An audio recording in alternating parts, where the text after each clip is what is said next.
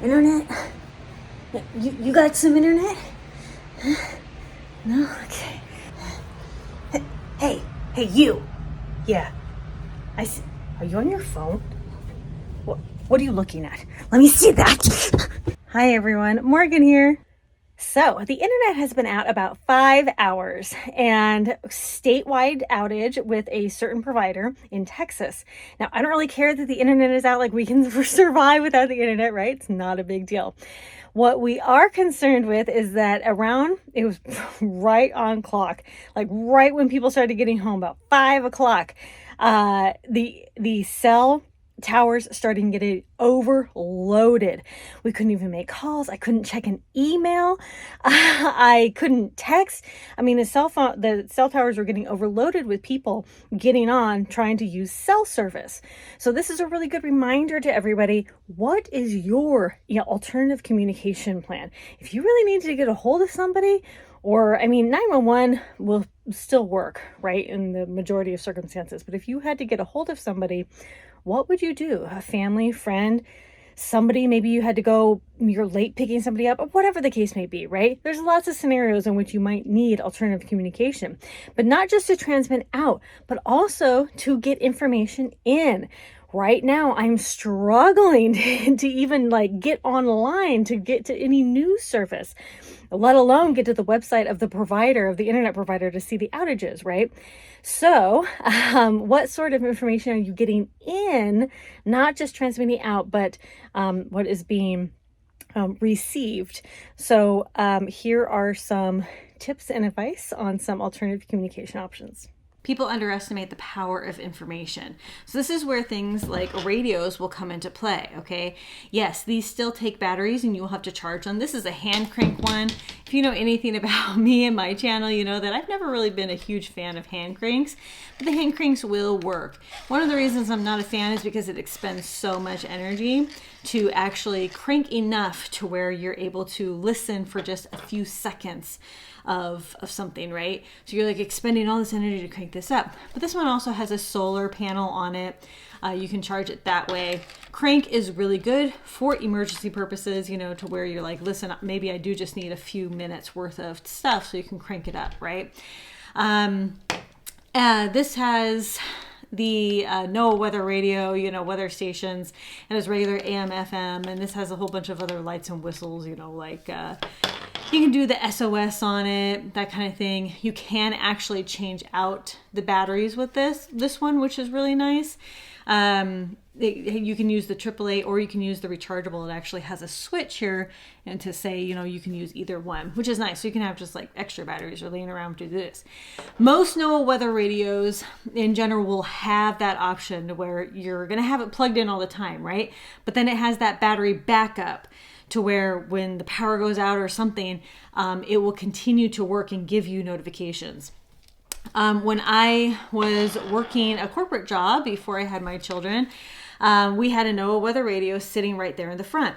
And there were a couple times when it was giving tornado warnings and things like that in my area. So, it will actively start speaking, tornado warning, and show you things on the screen and things like that, specific NOAA weather radio stations. And I'm putting pictures here.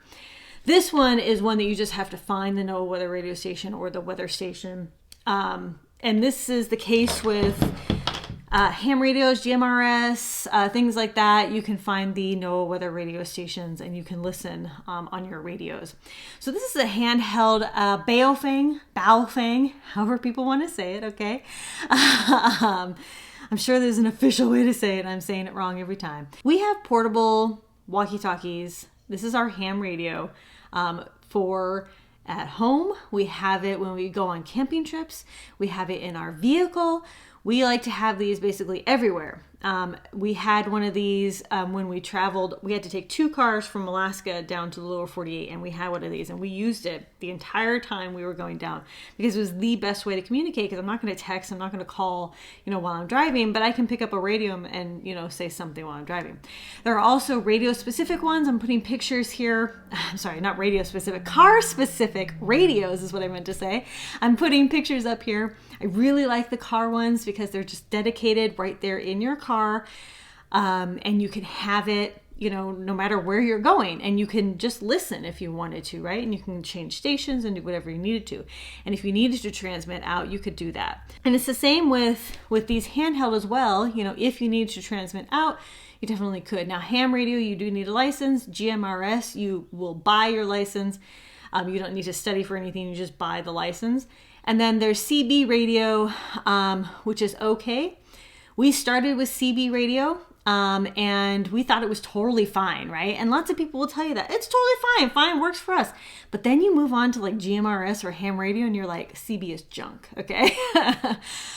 Just regular walkie-talkies, like our kids have a couple Teenage Mutant Ninja Turtle walkie-talkies, and it's these I'm picturing right here. And they actually get some good range. Like we get interception from other people that are nearby, probably in a mile or less, probably a quarter mile, that we get interception from them. And so, the handheld, just like little walkie-talkies can be great for short distances and things. It just kind of depends on what you're looking for. I really like the ham radios though, because you can get larger distances. GMRS is the same. You can get longer distances. So for ham radio, I do recommend that you go to hamradioprep.com. The reason I say this is because when I got my license, I had the book, right? And I went through the book and I studied the book. And then I went online and I did all those tests to just study for the test. But I didn't really understand a lot of it. And the hamradioprep.com actually helps you understand this stuff. Not just learn how to pass the test, but actually understand it. And then once you pass the test, go to your local ham club, or just start trying to transmit out and get used to using it. The thing about radios is, yes, you may be able to have a radio and you know how to listen to it, but do you know how to transmit out? Do you know how to find different stations? What are the stations? Where are the local repeaters? Like how, what kind of antennas could you use? Could you hook this up to another external antenna, which we've done? Can you get a little antenna in your backyard to just get, further distances? What could you do with your license, right? And how far can you reach, or why would you want to reach that far? Generally local is, the best knowledge, because, if you can get on those local repeaters and things, that's where you're going to find that nice local information, which could be a huge asset. You can get on and be like, hey, is anybody else's internet working? Right. But communication is so much more than just internet. It's, information is power, and it can be used against you. It can be your best friend, in the sense of, what's happening, you're in the know. And lastly, this is our home system. I'm showing you just kind of this picture from when we did a field day of, this is like our home base or our travel as well. So we have this in a box, and we can take this with us, and we can have this at our home base as well. This can be used on a generator, our solar generator or whatever. I really like this setup a lot. But so we have some options, and I have some links down below in the description. I highly recommend looking into some sort of radio. You want to just start with a CB or a walkie-talkie, things that don't require licenses. Great, go for it. Do whatever is going to work for you. Also, I just recommend getting just a standard radio, right? A battery powered radio and a NOAA weather radio. Always have that NOAA weather radio plugged in. This is a nice portable option. I can just take this with me or have it in my bug out bag or whatever. But the NOAA weather radio is always going to be plugged in to your wall socket. And then if the power ever go out, it goes to that battery power, in which it continues to work for however long that battery, right? So have all those options. You want to start there? Start there. Those are really good places to start. The handheld walkie-talkies or CBs, a CB for your car, whatever. Start there. Just start somewhere, okay? Get the NOAA weather radios, the walkie-talkies, the CB. And then you can move on to potentially GMRS, because you just have to buy the license. You don't have to study for any tests or anything. And then you can move on to ham.